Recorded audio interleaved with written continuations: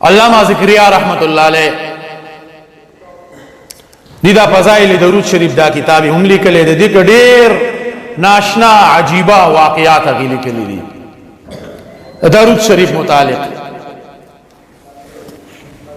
دا حسن بصری رحمت اللہ علیہ دا زمانے یو واقعہ بکی لکلے دا وی حسن بصری رحمت اللہ علیہ یو زنانا رالا وی چه زمان لور وفات شوی دا او واتو رضیوشوی خوب که می ندلی دلی زلمی دا غوالی چه زمی دا لور خوب که اوی نما دا سا عمل راتا و خیا چه دا لور می خوب که اوی نم چه اللہ سر خم عمل کرلی دا کبدا حسن بصری رحمت اللہ علیہ ورطا یو عمل اخودو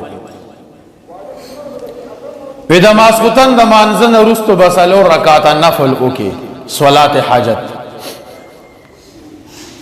ہر یو رکات کے بعد سورہ فاتحین رستو الہاکم التکاثر حتی زرتم المقابر دا سورت اوائے سلور والو رکاتو کی بیا چا سلام اگرزے دوابا اگوالے بیا با درود شریف شورو کی خبر بدا چا سرنکے سب عملے تبا دا اخپل مرلے دا اخپل رشتہ دار دا خوب کی اوی نے آگے زنانا دا عمل اکو لوری خوب کی اولی دلا خوب دیر پا خراب و حالاتو کی اولی دلا مطلب دا جہنم ینس کی دا و سخت سزاگانی دا ورطا ملاوی گی دا چرا بیدار شوی دا اراویخ شوی دا دیر زیادہ خبدا و پریشان دا چی دا سوشو ما خوی چی لور با میں اللہ با پی رحم کری اللہ با جنت تا داخل کری او دیر با سخ عذاب کے مبتلا دا چی سحر شوی دی بیار آگلے دا حسن بصری رحمت اللہ علیہ حسن بصری رحمت اللہ علیہ دا طول واقعات دا خبر بیان کرنے دا ام دیر زیاد خبر شوی دی خو آگی بڑے توی دا سے اوکا چی صدقہ اوکا دا آگی لور پس دے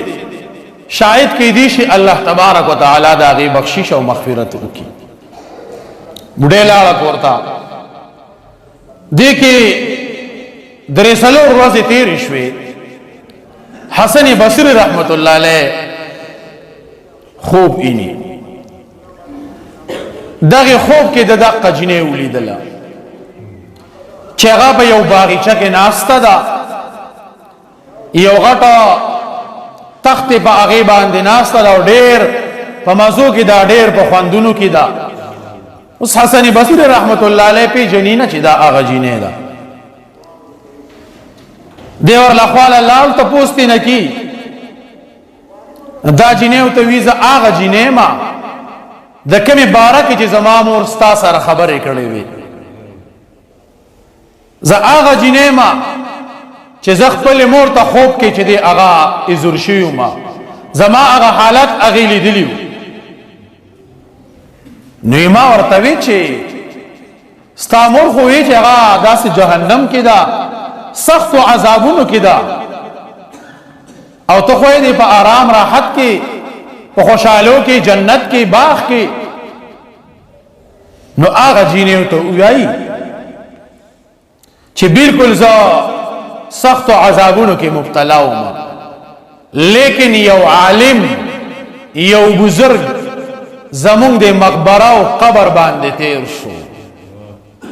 واللہ علم چی اگا کم درود اوے دا آغی یو پیرے درود شریف ویلو دا برکتا اللہ تبارک و تعالی زما سرد اویاو زرو کسانو بخشش او مغفرت چی دی حقاو کو دا یو پیرے درود شریف ویلو سر درود شریف دوری زیاد برکات دی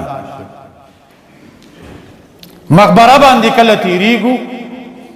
مقبرہ کی چپ نتیریگو کم سے کم دا دی خپلو مڑو دا پارا دا خلق وس ماتا تا محتاج دی چی ماتا دا اغیب سی سوکو درود شریف وایو د نبی علیہ الصلوۃ والسلام ذات مبارکه ته تحفه کې ور اولیږي خپل رشتہ دارانو ته خپل مړو ته